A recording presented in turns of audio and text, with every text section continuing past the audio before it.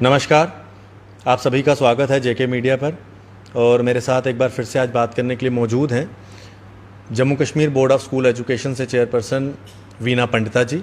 Ma'am, आपका बहुत बहुत स्वागत है। Thank you. एक बार फिर से हम बात करेंगे क्योंकि अभी तक 10वीं कक्षा के रिज़ल्ट नहीं निकले हैं और 12वीं के कुछ पेपर्स पेंडिंग हैं, उनके ऊपर बात करेंगे कि क्या बोर्ड का कहना है।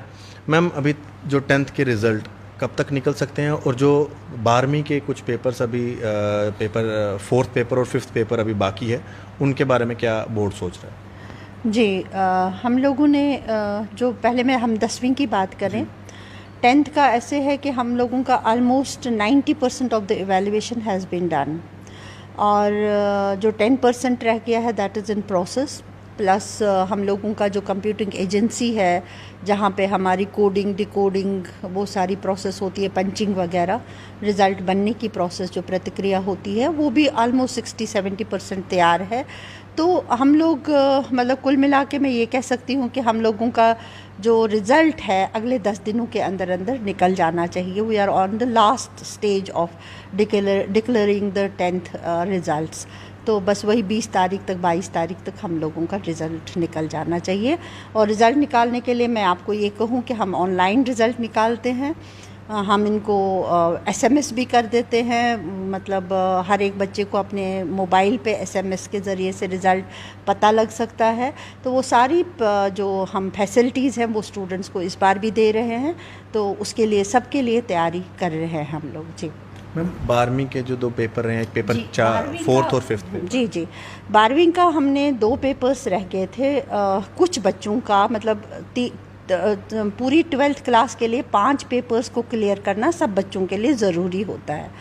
तो उसमें हमने 3 पेपर्स सभी बच्चों के क्लियर्ड हैं, मतलब दे दिए हैं, एग्ज़ाम दे दिए हैं।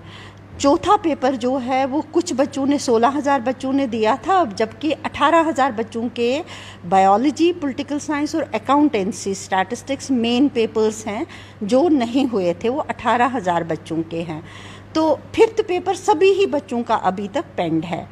तो हम लोग ये चाहते थे, मैंने अपने एकेडमिक डिवीज़न से जो हमारी एकेडमिक स्पेशल एकेडमिक कमेटी होती है उनकी एक मीटिंग बुलाई थी। कुछ को तो हमने ऑनलाइन ले लिया, कुछ के साथ बात कर ली।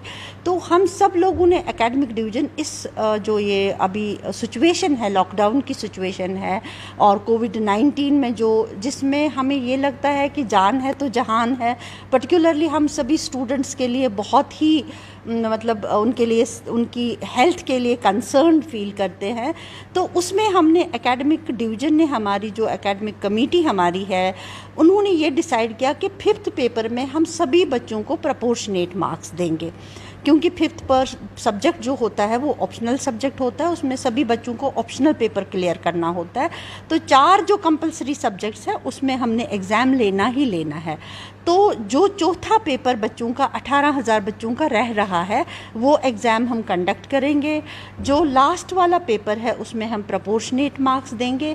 इनका ऑलरेडी प्रैक्टिकल एग्ज़ाम हो चुका है, लेकिन अब सबसे there is a big question mark in it that वो जो चौथा पेपर है कुछ बच्चों का जो रह गया है वो हम कब लेने की स्थिति में आ जाएंगे। हालांकि हमने एक बहुत बड़ी लेवल पे मीटिंग कर ली जिसमें एडवाइज़र शर्मा साहब हमारे रेस्पेक्टेड चेयर उन्होंने करा चेयर मीटिंग, जिसमें हमारे चीफ सेक्रेटरी साहब भी थे, जिसमें हमारे ड्यूकॉम सारे DCs और कश्मीर से भी लोगों ने अटेंड किया। तो उसमें हमने सारे जो ज़रूरी चीज़ें हैं इसके लिए, जो चीज़ें हमने तैयारियां करनी थी वो सब हमने कर लिया। वो सभी we are on it, paper work उसका हो गया है, डायरेक्शन चली गई है, लेकिन डेट हम अभी तक डिसाइड नहीं कर पाए कि कब डेट करेंगे। अब इसमें ये है कि CBSE या ISC जो बाकी के बोर्ड्स हैं, या फिर गुजरात के कल मैं देख रही थी उनके बोर्ड का जो एग्ज़ाम है उन्होंने फर्स्ट वीक ऑफ जुलाई में कर दिया है। तो कल मैं मैं टीवी देख रही थी, वहाँ पे न्यूज़ चल रही थी, तो उसमें हाई कोर्ट गुजरात ने उन्होंने ये किया है, अथॉरिटीज़ को पूछा है कि आप कैसे कंडक्ट कर सकते हो इस कोविड-19 की सिचुएशन में, बच्चों की लाइफ को कैसे आप रिस्क कर सकते हो। तो ये सब चीज़ें सोचने की ज़रूरत है, ये सब चीज़ें हमें देखने की ज़रूरत है कि क्या हम बच्चों के लाइफ के साथ इस तरीके से रिस्क ले सकते हैं। अगर ले सकते हैं या हेल्दी एनवायरनमेंट बना सकते हैं, तो अगर हम वो बना सकते हैं तो कब बना सकते हैं, कब उनको हम द मोस्ट अप्रोप्रिएट कंडीशंस में with all SOPs in order हम कब उनका एग्ज़ाम कर सकते हैं और उनको अच्छे से बिठा के उनको मतलब हेल्थ की भी परेशानी ना हो और उनको, तो ये चीज़ हमारे उधर चल सकती है। तो मे बी जुलाई first week, June last week, मतलब इस तरीके से हम लोगों ने सोचा है कि हम लोग ये मतलब एग्ज़ाम इनका करके फिर उसमें हमें रिज़ल्ट निकालने में ज़्यादा देर नहीं लगेगी। I think it should take almost 15 to 20 days after the examination paper is done. उसके बाद हमें उतना ही टाइम लगेगा, क्योंकि जो पेपर हमने लिए हुए हैं उनकी भी इवैल्यूएशन हम कर चुके हैं। मैम, बायएनुअल्स यानी कि जो प्राइवेट जो स्टूडेंट्स हैं उनके बारे में क्या जानकारी है? जी जी, ये क्वेश्चन मुझे बहुत लोग पूछ रहे हैं और बहुत सारे बच्चे ऐसे हैं जो प्राइवेट और बायएनुअल जो फेलियर्स हैं विंटर जोन के और कश्मीर डिवीज़न के, वो लोग मुझे ये पूछ रहे हैं। तो ये बहुत अच्छी बात है आप लोगों ने ये क्वेश्चन पूछा। एक्चुअली क्या था कि जब मार्च में हमने लॉकडाउन की सिचुएशन आ गई, उस टाइम पे हमने date sheet already Kashmir division में और विंटर जोन जम्मू डिवीज़न में हमने डेट शीट निकाली हुई थी 10th, 11th और 12th की, कि इनको एग्ज़ाम कब देना है। लॉकडाउन की वजह से जैसे आपको मालूम है कि सभी कुछ स्टैंड स्टिल में आ गया, तो ये एग्ज़ाम्स भी हमने पोस्टपोन कर दिए। तो ऑनेस्टली स्पीकिंग अभी हम एनुअल नहीं ले पा रहे हैं, तो बायएनुअल और प्राइवेट का हमने, हाँ, मगर उनमें एक बहुत अच्छी बात ये है जो कि मतलब मुझे अपने सुनने वालों के साथ शेयर करनी चाहिए। हमने हर एक 10th और 11th के बच्चों को कहा है कि वो अपना प्रोविजनल एडमिशन बाकी नई क्लासेस में ले लें, और उन्होंने ली भी है, क्योंकि मार्च में उनको लेनी होती है एडमिशन, तो उन्होंने ले रखी है। तो आगे की जो पढ़ाई है, जैसे जो बच्चा 10th बायएनुअल में था जिसका रह गया हुआ, एक पेपर रह गया है, 2 पेपर रह गए हैं, या फिर सारा भी देना है, तो उनके लिए ऑलरेडी वो 11th का एडमिशन ले चुके हैं, तो 11th की पढ़ाई वो कर रहा है, साथ साथ में वो 2 पेपर्स की भी तैयारी कर रहा है जिसमें वो फेल हुए हैं। तो उसमें मतलब उनको आगे चलना चाहिए, उनको अपना आगे की क्लास की पढ़ाई करनी चाहिए। तो जैसे ही हमारी स्थिति थोड़ी बहुत ठीक होती है, से अगस्त, सितंबर, अक्टूबर भी इवन, हम उनका ये एग्ज़ाम कर लेंगे, इनका रिज़ल्ट निकालेंगे और इनको चांस देंगे हम अगली क्लास की एग्ज़ाम की भी देने की, क्योंकि हमारे जहन में है कि जिन बच्चों ने प्रोविजनल एडमिशन ली है और जिन लोगों का पढ़ाई अगले क्लास के लिए चल रहा है, उनको हमने चांस देना है अगले, तो इनका साल वेस्ट ना हो। तो इसके लिए हम लोग पूरे सतर्क हैं, पूरा हमें जानकारी है उस मामले में, तो इन बच्चों का साल हम वेस्ट नहीं जाने देंगे। बहुत अच्छी बात है। मैम, एक आखिरी सवाल, नेक्स्ट सेशन के बारे में बोर्ड ऑफ स्कूल एजुकेशन क्या सोच रहा है और उसके लिए क्या क्या आप स्ट्रेटजीज़ बना रहे हैं? जी, बहुत अच्छा सवाल है। 4 तारीख को मैंने एक अपने ही इधर सर्कुलर निकाला, तो 2 तरीक़ों की तैयारी, एडवाइज़र साहब के साथ भी मेरी बात हुई, तो इवन सामून साहब के साथ मेरी बात हुई। तो हम लोगों ने उन्होंने मुझे कहा कि आप पॉलिसी अपनी बना के मतलब रख दीजिए, सो दैट हम लोग एक उस पैटर्न पे कैसे करेंगे। तो मैंने अपने एकेडमिक डिवीज़न जो है उनको 2 काम दिए। एक काम कि हम लोग NCERT और JK बोस, चूँकि हमारा JK board of school education का MOU होता है NCERT के साथ, हम MOU for using their content in the books, ठीक है। तो हम लोगों ने बहुत सारी बुक्स में कुछ चैप्टर्स का कंटेंट लिया होता है और कुछ बुक्स में सारे का सारा कंटेंट लिया हुआ है, ठीक है। तो इसमें मैंने इनको ये कहा कि नंबर 1, आप मुझे चैप्टर वाइज दे दो कि कितना हमारा NCERT के साथ कॉमन है चैप्टर्स, और वो चैप्टर्स को भी अलग एनलिस्ट करो जो हमारे उनके साथ कॉमन नहीं है।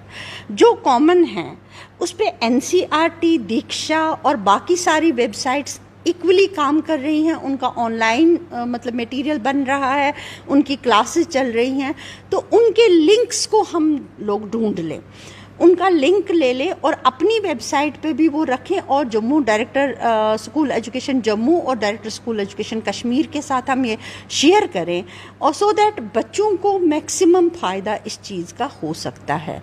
तो ये तो एक तरीके की बात हुई।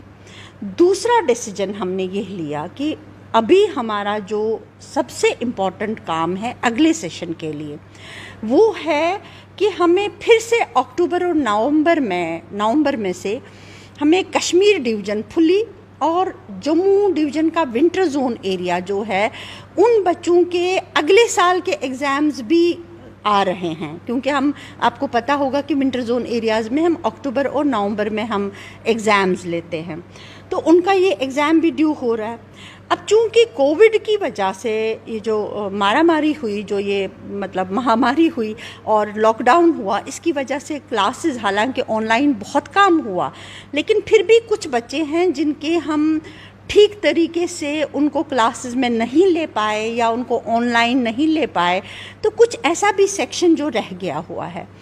तो मैंने इनको कहा कि हम एक सिलेबस की एक रैशनलाइजेशन बनाएं। रैशनलाइजेशन में हम लोग करेंगे, से फॉर एग्ज़ाम्पल हर सब्जेक्ट में हमारे पास 6 मतलब यूनिट्स हैं, एवरी सब्जेक्ट में हमारे पास 6 यूनिट्स में हैं। तो हम अगर अगस्त से स्टार्ट करें तो हमारे पास अगस्त, सितंबर और अक्टूबर 3 ही महीने रहेंगे नवंबर में उनके एग्ज़ाम करने के लिए। तो वो 3 महीने का हम कैलेंडर बना सकें, नॉट दैट कि इरेशनली हम सिलेबस को डिलीट करें, नहीं, बल्कि रैशनली सोच समझ के जो बच्चा प्रैक्टिकली जो चीज़ें खुद सीखता है इंसान, उनको साइड पे रखें हम फॉर द टाइम बीइंग। या जो बच्चा ऐसे एक रीडिंग में एग्ज़ाम देना उसमें ज़रूरी नहीं है, बस जस्ट एक रीडिंग से कर सकता है, वो हम उसको डिलीट करें। तो रैशनलाइज करके जो बच्चे को अगली क्लास में जाने के लिए इस क्लास में सीखना बहुत ज़रूरी है, उसको हम पॉइंट आउट करें और उन यूनिट्स को हम एकत्रित करें, उन यूनिट्स का हम एक अलग से सिलेबस बनाएं, उनको हम डिवाइड करें 3 हिस्सों में, अगस्त, सितंबर और अक्टूबर में, और टीचर्स को हम गाइड करें कि ये 3 यूनिट्स जो मेन चीज़ें हैं, हर पूरे 6 यूनिट्स में जो उसको हम 3 मंथ्स के कोर्स में एक डिवाइड करें, और उन्हीं को डिवाइड करके उन टीचर्स को हम गाइडलाइंस दे कि आपको ये चीज़ इनको अगस्त में पढ़ानी है, सितंबर में पढ़ानी है, अक्टूबर में पढ़ानी है, और उसी सिलेबस में से हम उनको एग्ज़ाम भी करवाएं। ठीक है, तो उससे क्या होगा कि बच्चे का साल भी बच जाएगा, और आगे जाके ये बहुत बड़ी प्रोसेस है, इनको 10-20 दिन लगेंगे। अभी they have already started the work, 10-20 दिन लग जाएंगे। उसके बाद हम इसको एकेडमिक कमेटी में थ्रू करवाएंगे, और मुझे लगता है, I am hopeful that this will work and work very systematically, और बच्चों को भी नुकसान नहीं होगा, हमें भी लगेगा कि हमने अच्छे से सिलेबस को कराया, और आगे जाके स्टूडेंट्स को अगली क्लास के लिए इतनी डिफ़िकल्टी फेस नहीं करनी पड़ेगी। बहुत बहुत शुक्रिया मैम अपना कीमती समय देने के लिए। और मैं धन्यवाद करूंगा बोर्ड ऑफ स्कूल एजुकेशन के एक टीचर्स का, जिन्होंने इस कोविड की स्थिति में घरों में बैठ के एग्ज़ाम पेपर्स जो हैं चेक कर रहे हैं। मैम बहुत बहुत धन्यवाद, और आपकी पूरी टीम को धन्यवाद। Thank you so much. 10वीं के जो रिज़ल्ट्स हैं आने वाले 10-12 दिनों में वो डिक्लेयर हो जाएंगे, और जो 12वीं कक्षा के 2 एग्ज़ाम रह चुके हैं उसके बारे में भी मैम ने जानकारी दी है।